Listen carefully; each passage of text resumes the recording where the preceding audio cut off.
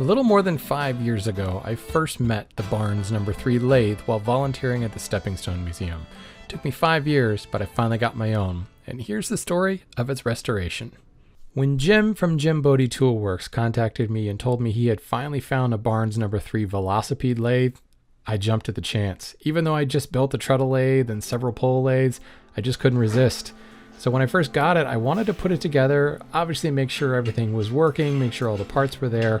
I knew that I would need to take it apart again to clean it up, but I just couldn't resist. I had to play. The Barnes No. 3 actually dates back to the early 1870s, but the Velocipede with the pedals is from 1876. It's got a single seat attached to the frame that sits on a monopod and this massive flywheel.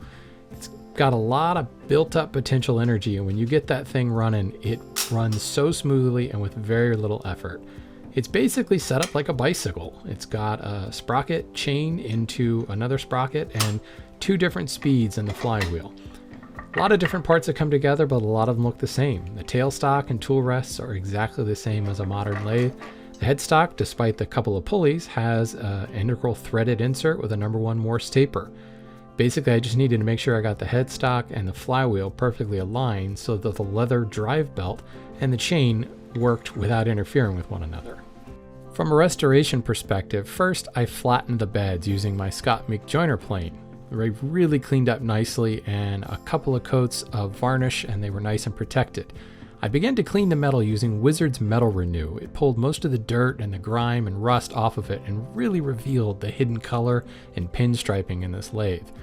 I did the same thing with the chain, cleaning everything with Metal Renew and then wiping it down with Wizard's Power Seal. This takes about 24 hours to cure, and it buffs to a really slippery kind of high gloss finish. Perfect thing for the chain. It's fully restored, everything's painted and cleaned up. Really, it's just a matter of wheeling it into place. You slide this post into the seat. There's a little nut over here on the side that tightens it up. And then grab yourself a seat. Down below, I've got the pedals. Put my feet on the pedals. Start pedaling.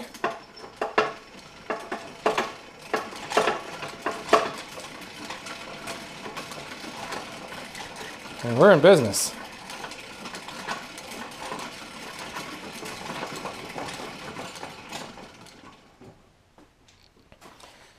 The headstock has 2 speeds.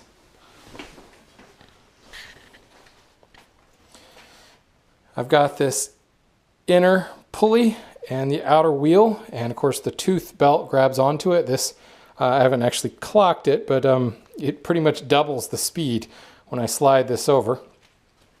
I have a No. 1 Morse taper here in the headstock. Tool rest is pretty much the exact same style that we would find today. You can loosen this up, raise this, twist it, and there's a wheel down on the bottom here that allows the banjo to slide in and out however you want. This particular model actually came with 2 tool rests. There's a little one here. It'll be good because I can use both of the banjos and kind of a shop-made longer rest for traditional spindle turning. The tailstock functions just like a modern-day tailstock. You loosen this top piece and you can slide the live center in and out. Again, this is a No. 1 Morse taper here. I just pull up on that and it unlocks the tailstock, and I can slide that up and down. Lock it in place, rotate. Sometimes you have to kind of fiddle around here because this is one of the design flaws I've seen, is when this comes up and it locks in place, you can't lock the tailstock. So you have to sometimes fiddle with it a little to get the spacing just right so that when it comes up tight, this is free to rotate. Chain drive down on the bottom, 3 different pedals to allow you to slide down the lathe. There is an outboard pedal right here, so you can actually work all the way down on this end of the lathe. The seat runs on a bar in the back here. I loosen this nut and I can slide this up and down this bar. So the whole seat armature moves around, makes it really easy. But there's the complete restoration. I am Can't believe how well it came out and actually how little work I had to do to make it look so pretty. So you're going to see a lot more of this in the future. I'm going to start turning on it. I've got quite a bit of experience turning on this lathe over the last 5 or so years at the Stepping Stone Museum. So I'm going to be curious to see how it shakes out and how well it performs as compared to the machine that is at the museum. So let's give it a shot, shall we?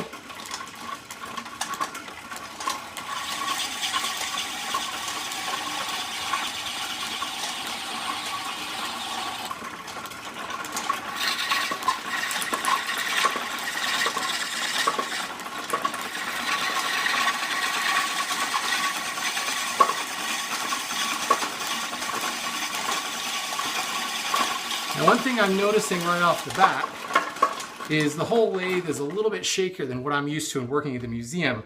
And I think that's primarily because it's sitting on a mobile base. And there's just a little bit of play as I rock around here on the mobile base. So I need to see if I can figure out how to shore that up a little bit. But the cool thing is, since I'm actually sitting here on the lathe, any motion that the lathe gets while I'm pedaling, I'm kind of moving in sync with it. You can see I can make a really steady cut here.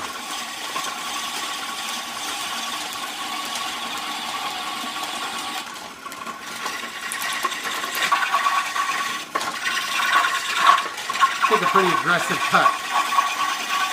And I'm not bogging down at all, so I'm going to change the speed here. Bring it down to this smaller cog.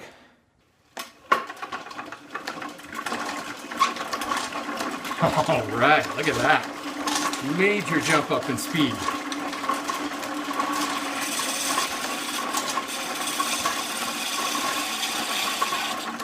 It's definitely a little bit harder to pedal, but I think I've got to do some tweaking with the adjustment of the seat. I'm not quite positioned where I want to be.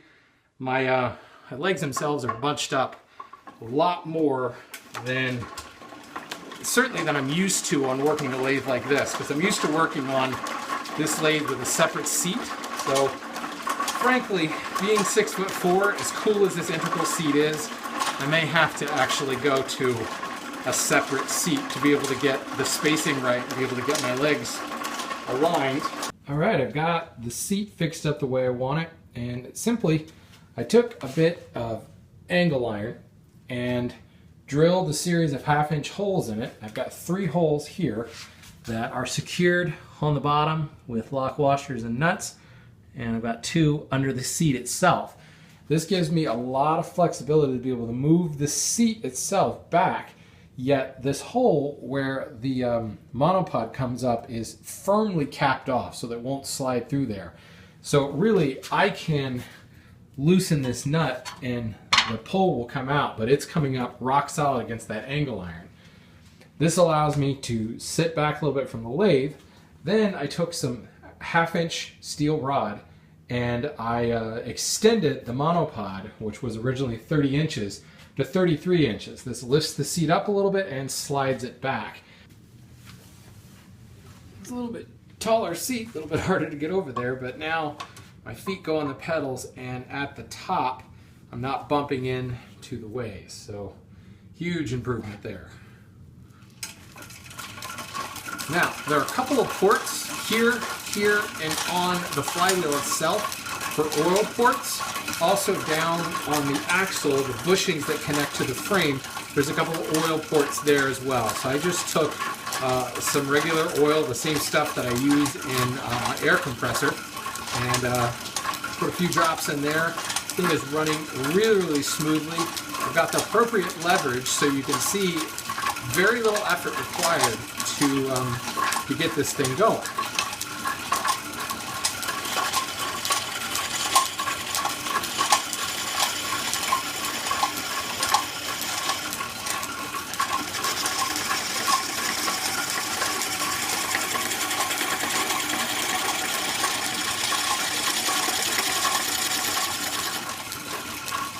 Got a lot of control in the speed. This is just a very even pace, but if I wanted to up it, I can certainly increase my speed just by increasing my pedal cadence.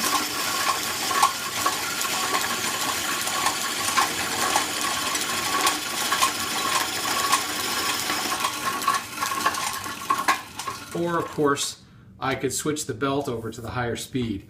But this is turning incredibly well. I'm getting a great finish here. Of course, it helps that dogwood is just beautiful to turn. It's a very close grain, very tight grain.